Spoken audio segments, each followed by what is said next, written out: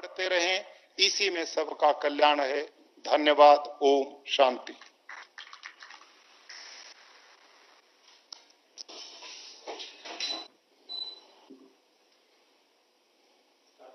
माननीय राज्यपाल श्री को अभिभाषण के लिए धन्यवाद। आपका स्नेह एम्स के संकाय सदस्य तथा विद्यार्थियों पर सदैव बरकरार रहे।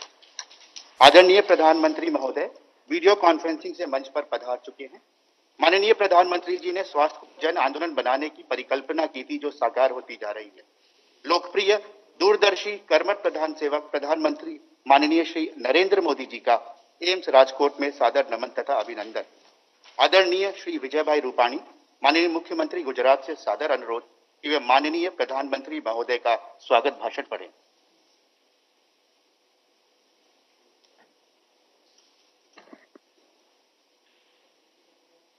आज के इस कार्यक्रम में उपस्थित भारत के कोटि कोटि जनता के हृदय सम्राट हमारे प्रधानमंत्री आदरणीय नरेंद्र भाई मोदी जी, राज्यपाल गुजरात महोदय आचार्य देवव्रत जी, केंद्रीय स्वास्थ्य मंत्री डॉक्टर हर्षवर्धन जी, श्री अश्विनी कुमार चौबे जी, उप मुख्यमंत्री आदरणीय श्री नितिन भाई, मंचस्थ सब हमारे गुजरात के मंत्री, सांसद, एम्स कमेटी के लोग, भाइयों और बहनों, गुजरात की 6.5 करोड़ की जनता की ओर से मैं प्रधानमंत्री जी का बहुत बहुत स्वागत करता हूं। आज का यह दिन गुजरात के लिए खास दिन है। आज आप गुजरात को एम्स जैसे बड़े मेडिकल इंस्टीट्यूट का उपहार देने जा रहे हैं। इसके लिए मैं गुजरात की जनता की ओर से फिर से मैं आपका आभार व्यक्त करता हूं। आपके मार्गदर्शन में आज गुजरात मेडिकल हब बनने की ओर आगे बढ़ रहा है।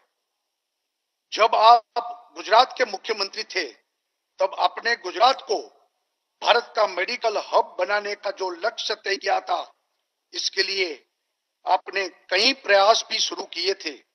आज आपके वो प्रयास पूरी तरह से फलीभूत हो रहे हैं। आपके द्वारा शुरू की गई मां योजना गुजरात के गरीब और मध्यम वर्ग के लोगों के लिए काफी लोकप्रिय है। मां योजना और मां अमृतम वात्सल्य की लोकप्रियता को देखते हुए हमने इसमें कुछ और सुविधाएं भी बढ़ाई है, ताकि ज्यादा से ज्यादा गरीब लोगों को सुविधा प्राप्त हो। साथ ही आयुष्मान भारत और दूसरी मेडिकल सेवाएं भी गुजरात में बहुत ही अच्छे से लागू की गई है।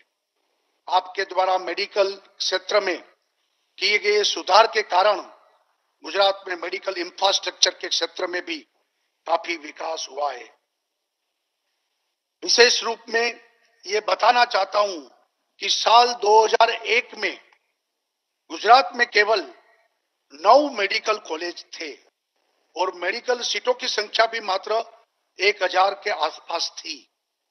वहां आज की बात करूं तो गुजरात में आज 31 मेडिकल कॉलेज है और मेडिकल सीटों की संख्या भी करीब 6000 से ज्यादा हो गई है। प्रधानमंत्री जी, आपकी दूरदर्शिता और परिश्रम के कारण आज एशिया की सबसे बड़ी सिविल अस्पताल और UN Mehta institute of research centres जैसे world class medical infrastructure Gujarat में मौजूद है। इतना ही नहीं, बीते कुछ सालों में हमने मेडिसिटी और एसवीपी जैसे मेडिकल इंफ्रास्ट्रक्चर को भी तैयार किया है, जिसने गुजरात की मेडिकल इंफ्रास्ट्रक्चर और मेडिकल सर्विसेज को एक नए मुकाम पर लाकर खड़ा किया है। आज गुजरात में कोविड में भी इस इंफ्रास्ट्रक्चर के कारण काफी हमने कोविड के सामने संघर्ष भी किया और काफी सफलता भी उसमें हासिल की। गुजरात में आज भी 52,000 कोविड के बेड उपलब्ध है और अच्छा इंफ्रास्ट्रक्चर उसमें भी किया है। आपके मार्गदर्शन और मेडिकल स्टाफ के सपोर्ट के कारण कोविड को अच्छे से कंट्रोल करने में भी सफलता पाई है। मेडिकल सेक्टर में आज गुजरात एक बड़ी उपलब्धि यानी एम्स को जोड़ने जा रहे हैं। 1200 करोड़ रुपए की लागत से 200 एकड़ में एक विशाल जगह पर बनाया जाने वाला ये एम्स 2 साल में 2022 में शुरू हो जाएगी। इससे यहाँ मेडिकल टूरिज्म भी बढ़ेगा, साथ साथ नई रोजगार भी उसको भी अवसर उसमें से पैदा होगा। गुजरात में एम्स की स्थापना पूरे राज्य के लिए गौरव की बात है। मुझे पूरा विश्वास है कि गुजरात को मेडिकल हब बनाने के लिए जिस संकल्प के साथ हम आगे बढ़ रहे हैं उसमें एम्स इंस्टीट्यूट एक मील का पत्थर साबित होगी। साथ ही मुझे यह भी विश्वास है कि आपके मार्गदर्शन में गुजरात को मेडिकल हब बनाने का लक्ष्य को भी जल्दी से पूरा करेंगे। आपका मैं आभार प्रकट करता हूं। जय हिंद, जय जय गरवी गुजरात।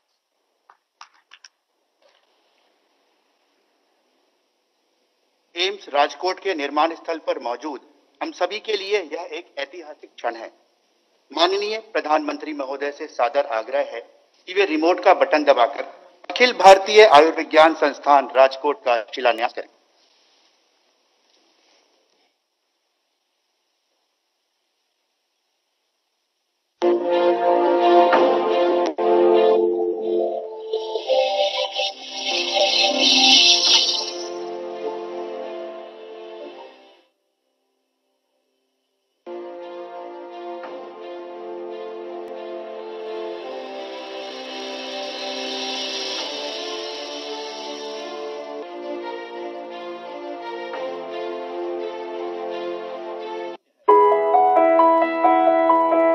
क्या है जीवन में हेल्थ और प्रदेश में हेल्थ इंफ्रास्ट्रक्चर का महत्व?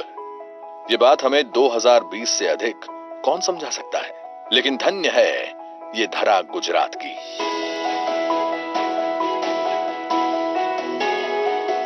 जहां दूरदर्शी नेतृत्व ने बहुत पहले ही मेडिकल कॉलेज, मेडिकल इंफ्रास्ट्रक्चर और मेडिकल पॉलिसी की कमियों को पूरा किया। गुजरात के मुख्यमंत्री के रूप में प्रधानमंत्री श्री नरेंद्र मोदी ने हेल्थ इंश्योरेंस नहीं, हेल्थ अश्योरेंस की नीति अपनाई। गरीब के निशुल्क इलाज की नई रीति बनाई। स्वास्थ्य को गुजरात की तरक्की की सीढ़ी बनाया। इसीलिए राष्ट्रीय और अंतर्राष्ट्रीय स्तर के संस्थानों के साथ आज गुजरात देश के मेडिकल हब के रूप में उभरा है। न केवल आसपास के राज्यों से बल्कि पड़ोसी देशों के नागरिकों के लिए भी आयुष्मान बना है गुजरात। ऑपरेशन कितना भी जटिल क्यों ना हो, गुजरात के पास काबिल डॉक्टर्स की सेना तैयार है। 30 मेडिकल कॉलेजों के साथ जिसका दिन ब दिन विस्तार भी हो रहा है। मुख्यमंत्री विजय भाई रूपाणी और उप मुख्यमंत्री एवं स्वास्थ्य मंत्री नितिन भाई पटेल के नेतृत्व में कोविड-19 के समय में भी गुजरात ने अपने स्वभाव के अनुसार साहस और क्षमता का परिचय दिया।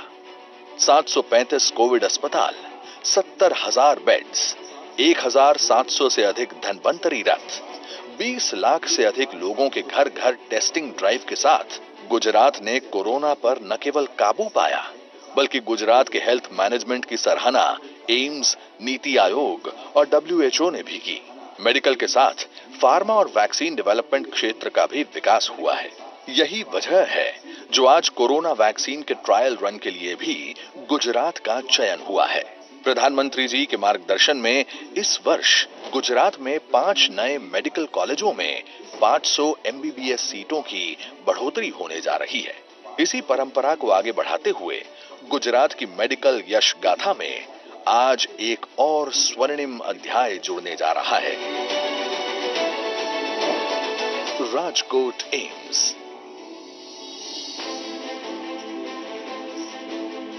राजकोट से सिर्फ 10 किलोमीटर की दूरी पर खंडेरी गांव में स्थित होगा और इसका निर्माण 201 एकड़ में फैली विशाल भूमि पर 1,195 करोड़ रुपयों की लागत से किया जाएगा। राजकोट एम्स को 4 लेन हाईवे से जोड़ा जाएगा, जिसकी राजकोट एयरपोर्ट से दूरी होगी महज 11 किलोमीटर। चलिए अब डालते हैं राजकोट एम्स पर एक नजर। 750 बेड, MBBS की 125 सीटें, 75 नर्सिंग सीटें और लाइब्रेरी, छात्रों के लिए हॉस्टल ब्लॉक्स, डॉक्टर्स तथा नर्सेस के लिए बनेंगे रेजिडेंस क्वार्टर्स और मरीज के साथ आए व्यक्ति को रहने की सुविधा के लिए भी 250 लोगों की क्षमता की धर्मशाला। इस संस्था में पहली बैच की पढ़ाई दिसंबर के तीसरे सप्ताह से शुरू की जा चुकी है। आरोग्य क्षेत्र में विकास के प्रति प्रधानमंत्री जी की प्रतिबद्धता का ही परिणाम है आयुष्मान भारत जैसी ऐतिहासिक योजनाएं। उनके ही लक्ष्य को जमीन पर उतार रहा है गुजरात।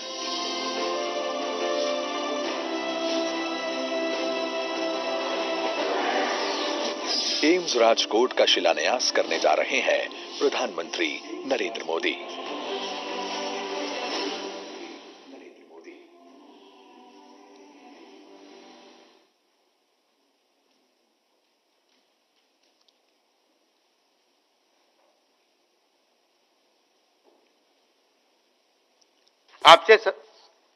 आपसे सादर आग्रह है कि आप सभा को संबोधित करें। नमस्कार।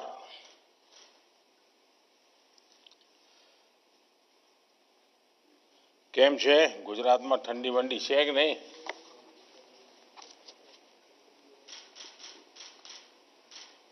गुजरात के राज्यपाल आचार्य देवव्रत जी, मुख्यमंत्री श्रीमान विजय भाई रूपाणी, विधानसभा स्पीकर श्री राजेंद्र त्रिवेदी जी, केंद्रीय स्वास्थ्य मंत्री डॉक्टर हर्षवर्धन जी, डिप्टी सीएम भाई नितिन पटेल जी, मंत्रिमंडल के मेरे साथी श्रीमान अश्विनी चौबे जी, मनसुख भाई मांडविया, पुरुषोत्तम रूपाला, गुजरात सरकार में मंत्री श्री भूपेंद्र सिंह चुड़ासमा, श्री किशोर कानानी, अन्य सभी मंत्रीगण, सांसदगण, धारासभ्यगण, अन्य सभी महानुभाव, भाइयों और बहनों, नया साल दस्तक दे रहा है। आज देश के मेडिकल इंफ्रास्ट्रक्चर को मजबूत करने वाली एक और कड़ी जुड़ रही है।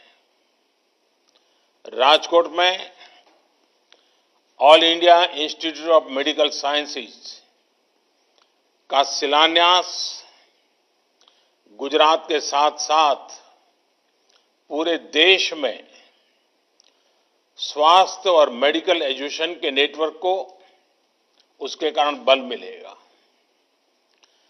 भाई और बहनों, साल 2020 को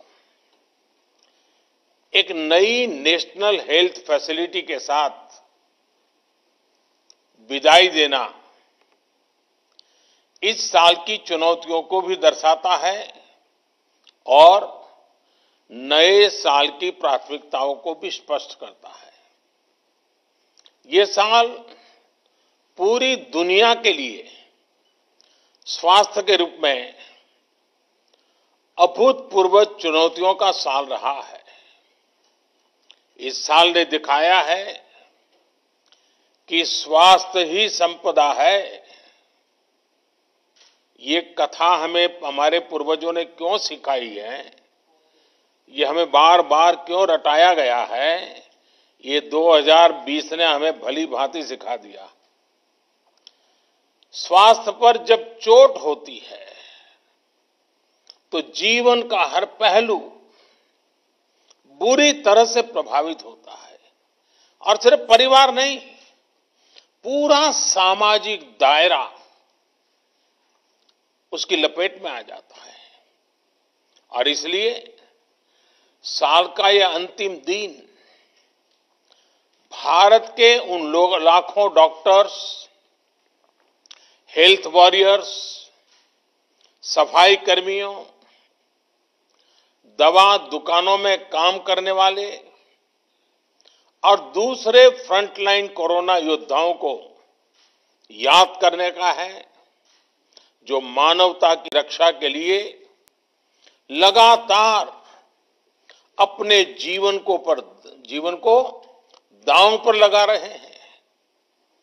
कर्तव्य पथ पर जिन साथियों ने अपना जीवन दे दिया है, मैं आज उन सबको आदरपूर्वक नमन करता हूं। आज देश उन साथियों को, उन वैज्ञानिकों को, उन कर्मचारियों को भी बार बार याद कर रहा है जो कोरोना से लड़ाई के लिए जरूरी मेडिकल इंफ्रास्ट्रक्चर तैयार करने में दिन रात जुटे रहे हैं। आज का दिन उन सभी साथियों की सराहना का है जिन्होंने इस मुश्किल दौर में गरीब तक भोजन और दूसरी सुविधाएं पहुंचाने में पूरे समर्पण के साथ काम किया। इतना लंबा समय, इतनी बड़ी आपदा, लेकिन ये समाज की सामूहिक संगठित ताकत, समाज का सेवा भाव, समाज की संवेदनशीलता, उसी का नतीजा है कि देशवासियों ने किसी गरीब को भी इस कठिनाई भरे दिनों में रात को भूखा सोने नहीं दिया। ये सब नमन के पात्र हैं, आदर के पात्र हैं। साथियों, मुश्किल भरे इस साल ने दिखाया है कि भारत जब एकजुट होता है तो मुश्किल से मुश्किल संकट का सामना वो कितनी प्रभावी तरीके से कर सकता है। भारत ने एकजुटता के साथ जिस प्रकार समय पर प्रभावी कदम उठाए, उसी का परिणाम है कि आज हम बहुत बेहतर स्थिति में हैं। जिस देश में 130 करोड़ से ज्यादा लोग हों, घनी आबादी हो, वहां करीब करीब 1 करोड़ लोग इस बीमारी से लड़कर जीत चुके हैं। कोरोना से पीड़ित साथियों को बचाने का भारत का रिकॉर्ड दुनिया से बहुत बेहतर रहा है। वहीं अब संक्रमण के मामले में भी भारत लगातार नीचे की तरफ जा रहा है। भाइयों और बहनों, साल 2020 में संक्रमण की निराशा थी, चिंताएं थी, चारों तरफ सवालिया निशान थे। 2020 की वो पहचान बन गई, लेकिन 2021 इलाज की आशा लेकर के आ रहा है। वैक्सीन को लेकर भारत में हर जरूरी तैयारियां चल रही है। भारत में बनी वैक्सीन तेजी से हर जरूरी वर्ग तक पहुंचे, इसके लिए कोशिशें अंतिम चरणों में हैं। दुनिया का सबसे बड़ा टीकाकरण अभियान चलाने के लिए भारत की तैयारियां जोरों पर है। मुझे विश्वास है कि जिस तरह बीते साल संक्रमण से रोकने के लिए हमने एकजुट होकर प्रयास किए, उसी तरह टीकाकरण को सफल बनाने के लिए भी पूरा भारत एकजुटता से आगे बढ़ेगा। साथियों, गुजरात में भी संक्रमण को रोकने के लिए और अब टीकाकरण के लिए तैयारियों को लेकर प्रशंसनीय काम हुआ है। बीते 2 दशकों में जिस प्रकार का मेडिकल इंफ्रास्ट्रक्चर गुजरात में तैयार हुआ है, वो एक बड़ी वजह है कि गुजरात कोरोना चुनौती से बेहतर तरीके से निपट पा रहा है। एम्स राजकोट गुजरात के हेल्थ नेटवर्क को और सशक्त करेगा, मजबूत करेगा। अब गंभीर से गंभीर बीमारियों के लिए राजकोट में ही आधुनिक सुविधा उपलब्ध हो रही है। इलाज और शिक्षा के अलावा इससे रोजगार के भी अनेक अवसर तैयार होंगे। नए अस्पताल में काम करने वाले लगभग 5,000 सीधे रोजगार उपलब्ध होंगे।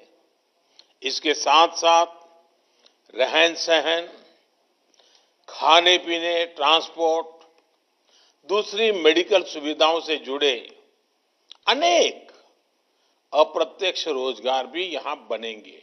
और हमने देखा है कि जहां बड़ा अस्पताल होता है तो उसके बाहर एक छोटा शहर ही बस जाता है। भाइयों और बहनों, मेडिकल सेक्टर में गुजरात की इस सफलता के पीछे 2 दशकों का अनवरत प्रयास है, समर्पण और संकल्प है। बीते 6 सालों में पूरे देश में जिस इलाज और मेडिकल एजुकेशन को लेकर जिस स्केल पर काम हुआ है, उसका निश्चित लाभ गुजरात को भी मिल रहा है। साथियों, बड़े अस्पतालों की स्थिति, उन पर दबाव से आप भी भलीभांति परिचित हैं।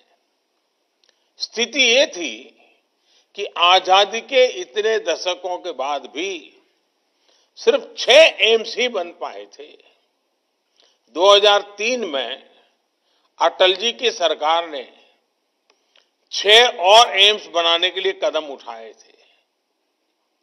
उनके बनाते बनाते 2012 आ गया था, यानी 9 साल लग गए थे।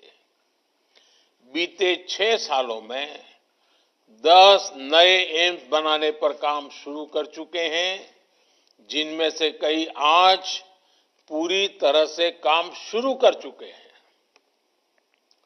एम्स के साथ साथ देश में 20 एम्स जैसे ही सुपर स्पेशलिटी हॉस्पिटल्स का निर्माण भी किया जा रहा है।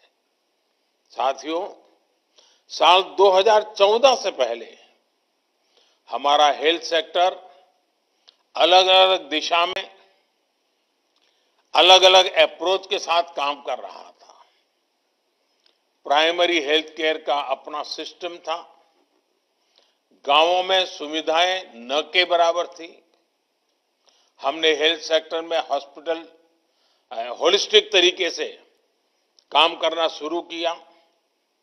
हमने जहां एक तरफ प्रिवेंटिव केयर पर बल दिया, वहीं इलाज की आधुनिक सुविधाओं को भी प्राथमिकता दी।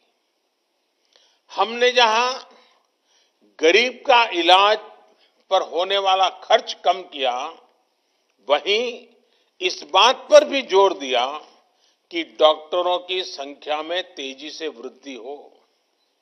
साथियों, आयुष्मान भारत योजना के तहत देश भर के दूर-दराज के इलाकों में लगभग 1.5 lakh health and wellness centre बनाने के लिए काम तेजी से चल रहा है। अभी तक इनमें से 50,000 सेंटर सेवा देना शुरू भी कर चुके हैं। लगभग 5,000 गुजरात में ही हैं। इस योजना से अब तक देश के करीब 1.5 करोड़ गरीबों को 5 लाख रुपए तक का मुफ्त इलाज मिला है। इस योजना ने गरीब भाई बहनों की कितनी बड़ी मदद की है, इसके लिए एक आंकड़ा मैं देश को बताना चाहता हूं। साथियों, आयुष्मान भारत योजना से गरीबों के लगभग 30,000 करोड़ रुपए से ज्यादा बचे हैं। 30,000 करोड़ रुपए, ये बहुत बड़ा रकम है। आप सोचिए, इस योजना ने गरीबों को कितनी बड़ी आर्थिक चिंता से मुक्त किया है।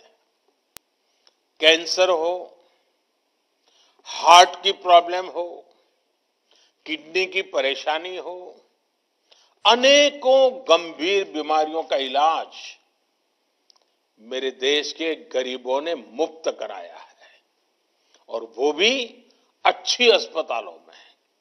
साथियों, बीमारी के दौरान गरीबों का एक और साथी है जन औषधि केंद्र। देश में लगभग 7,000 जन औषधि केंद्र गरीबों को बहुत ही कम कीमत पर दवाइयां उपलब्ध करा रहे हैं।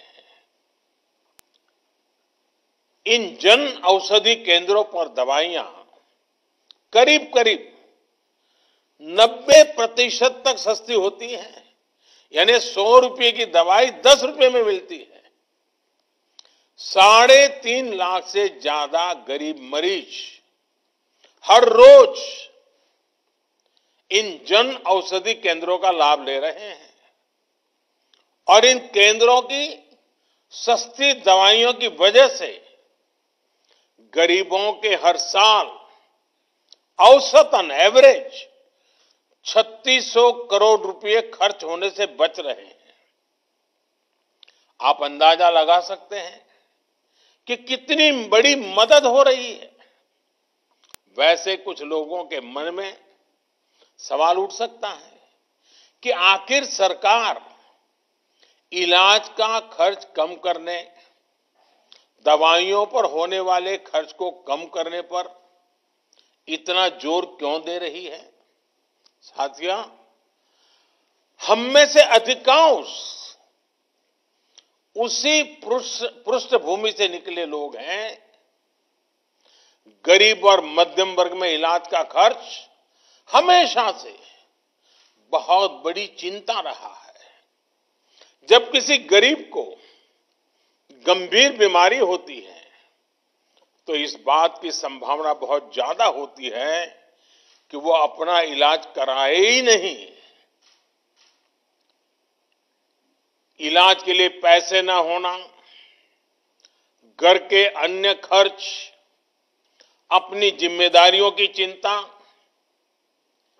व्यक्ति के व्यवहार में ये बदलाव ला ही देती है। और हमने देखा है, जब गरीब बीमार हो जाता है, पैसे नहीं होते हैं, तो वो क्या करता है? दोहरे धागे की दुनिया में चला जाता है, पूजा पाठ की दुनिया में चला जाता है। उसको लगता है शायद वहीं से बच जाऊंगा, लेकिन वो इसलिए जाता है, हम ये न कहें कि वो अंधश्रद्धा है, वो इसलिए जाता है कि उसके पास सही जगह पर जाने के लिए पैसे नहीं हैं, गरीबी उसको परेशान कर रही है। साथियों, हमने ये भी देखा है कि जो व्यवहार पैसे की कमी की वजह से बदल जाता है, वही व्यवहार जब गरीब के पास एक सुरक्षा कवच होता है तो वे एक आत्मविश्वास में बदल जाता है।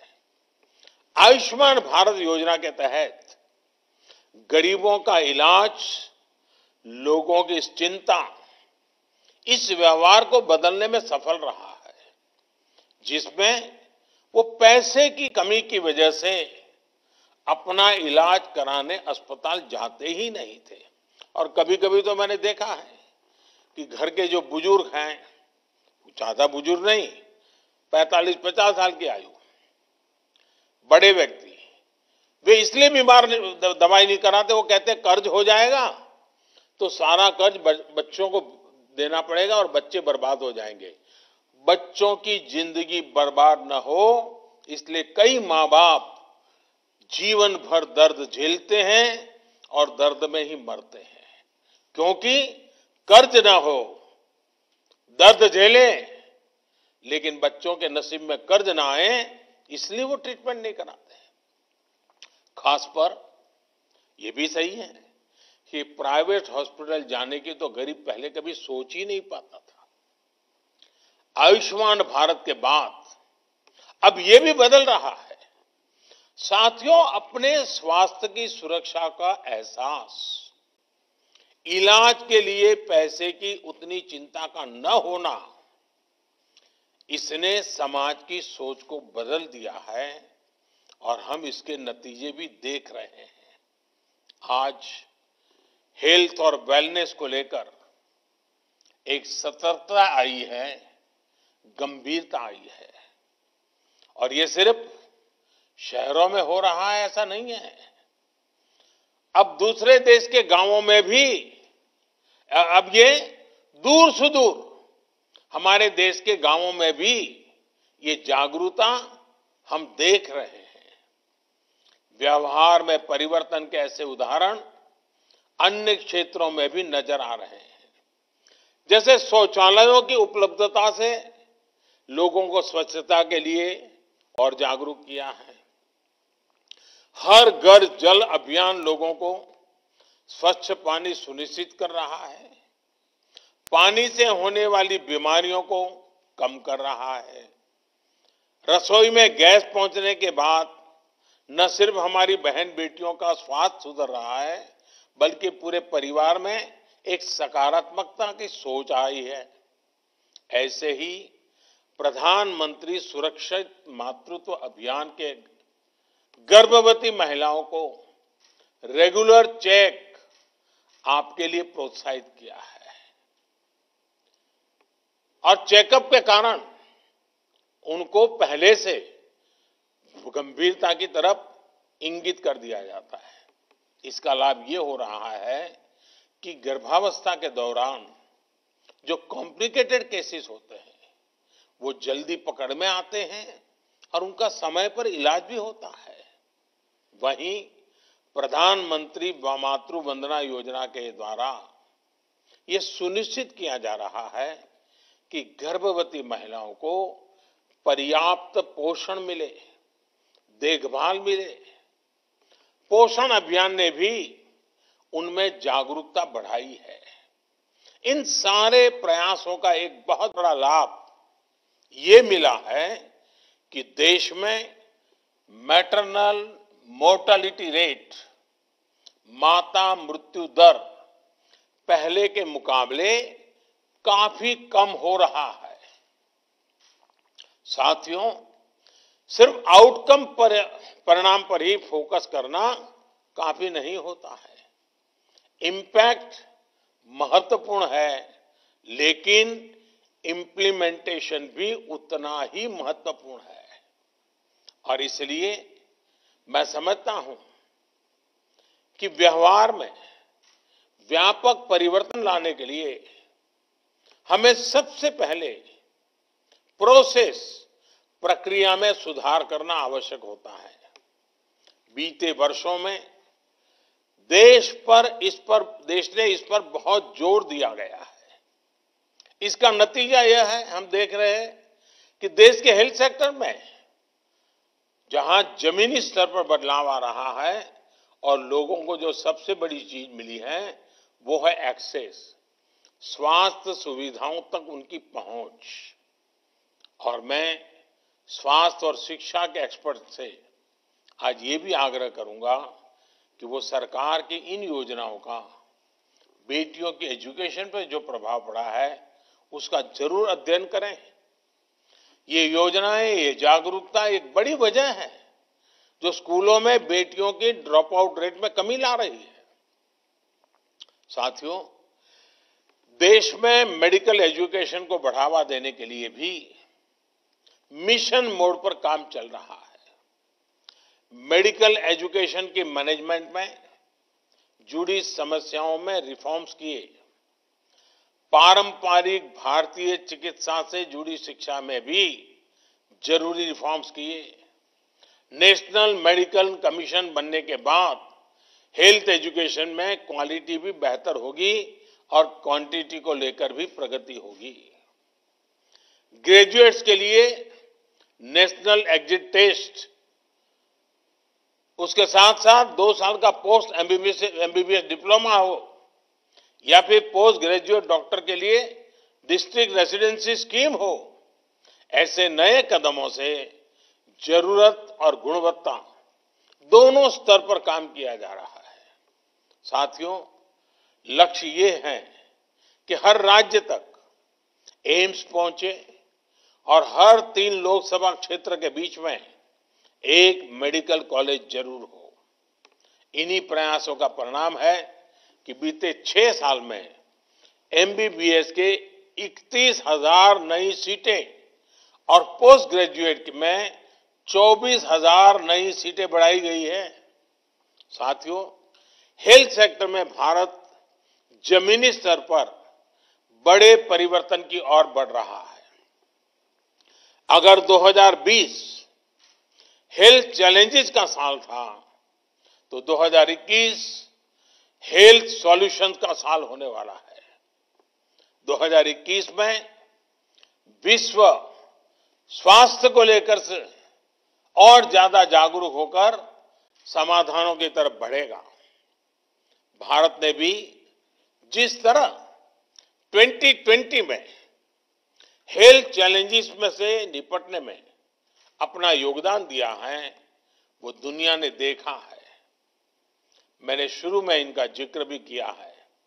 साथियों, भारत के ये योगदान 2021 में हेल्थ सॉल्यूशंस के लिए, सॉल्यूशंस की स्केलिंग के लिए महत्वपूर्ण होने वाला है।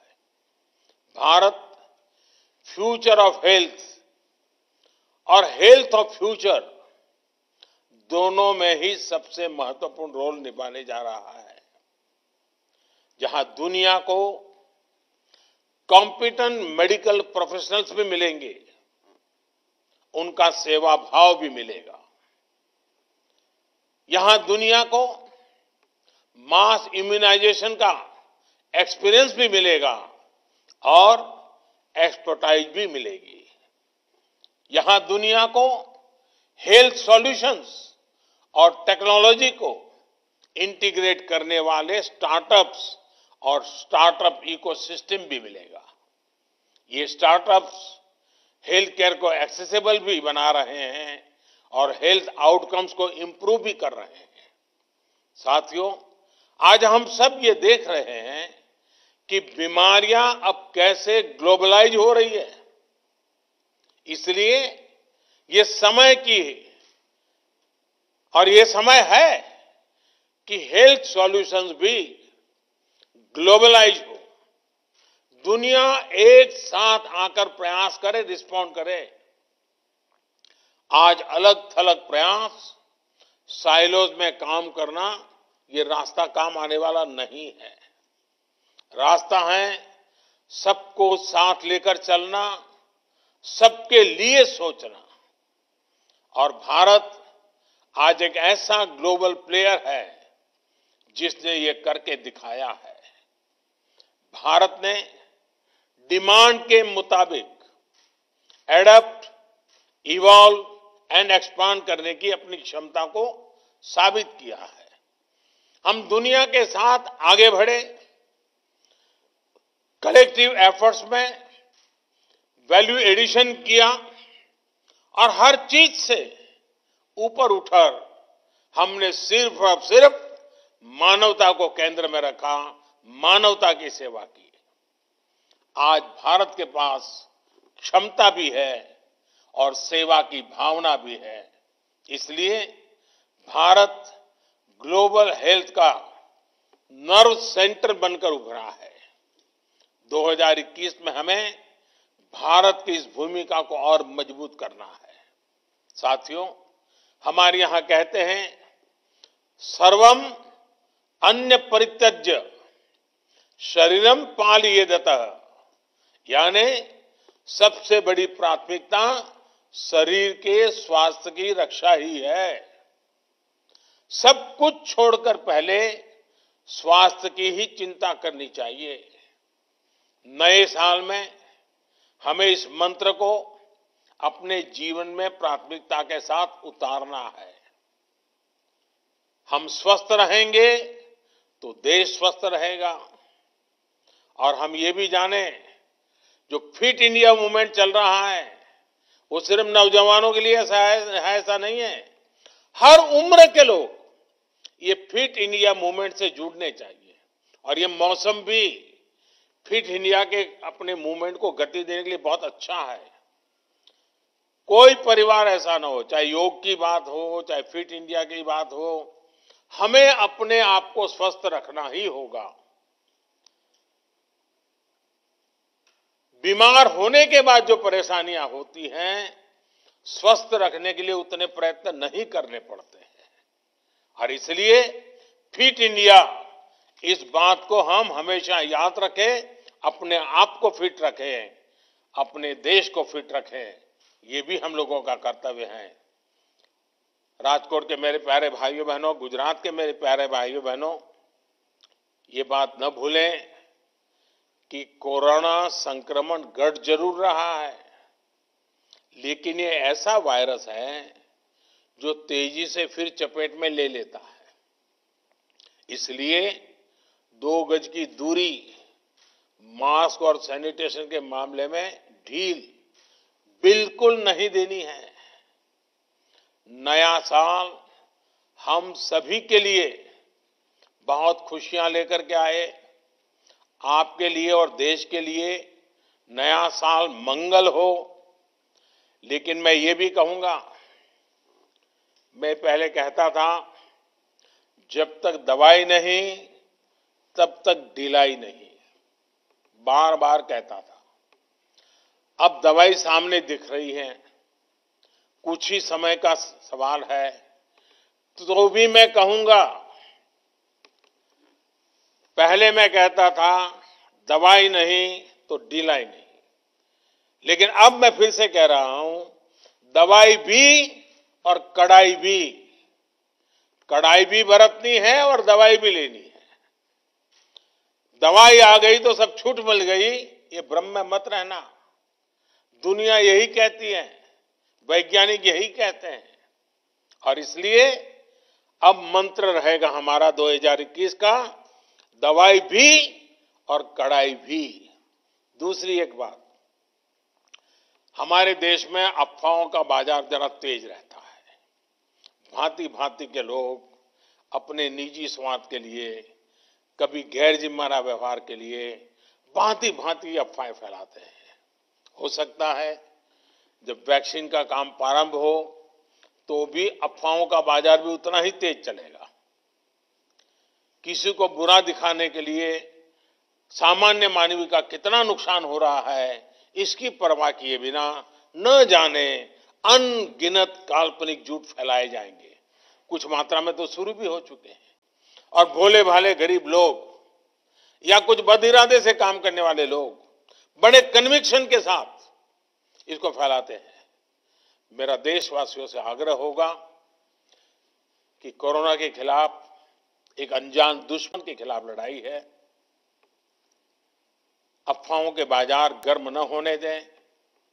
हम भी सोशल मीडिया में कुछ भी देखा बिना फॉरवर्ड न करें। हम भी एक जिम्मेवार नागरिक के रूप में आने वाले दिनों में देश के अंदर स्वास्थ्य का जो अभियान चलेगा, हम सब अपनी तरफ से योगदान दें, हम सब अपनी तरफ से जिम्मेवारी उठाएं और जिन लोगों के लिए पहले ये बात पहुंचानी है उनमें हम पूरी मदद करें। जैसे ही वैक्सीन का मामला आगे बढ़ेगा, देशवासियों को समय पर उसकी सूचना मिलेगी।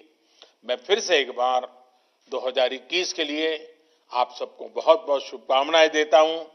અને રાજકોટના મારા ભાઈઓ બહેનોને આજે ઘણા સમય મને ફરી દર્શન કરવાનો મોકો મળ્યો છે। ખાસી મોટી સંખ્યામાં આપના બધાના દર્શન થઈ રહ્યા છે, આપના આશીર્વાદ મળી રહ્યા છે। મારા માટે દુઃખની પણ ઘડી છે, કારણ કે મારા એક અચ્છા મિત્ર ભાઈ અભય ભારદ્વાજ, એમને અમે ગુમાવી દીધા, કોરોનાને કારણે ગુમાવી દીધા। આજે જ્યારે રાજકોટ વાસીઓની વચ્ચે આવ્યો છું ત્યારે ભાઈ અભયનું સ્મરણ થવું બહુ સ્વાભાવિક છે। હું એમને આદરપૂર્વક શ્રદ્ધાંજલિ પણ આપું છું અને ફરી એકવાર રાજકોટ વાસીઓને, ગુજરાત વાસીઓના, એમ્સ ગુજરાતના કોને કોનાના લોકો માટે છે, સૌ ગુજરાત વાસીઓને એમ્સ માટે અનેક અનેક શુભકામનાઓ, નવા વર્ષની ખૂબ ખૂબ શુભકામનાઓ। ધન્યવાદ।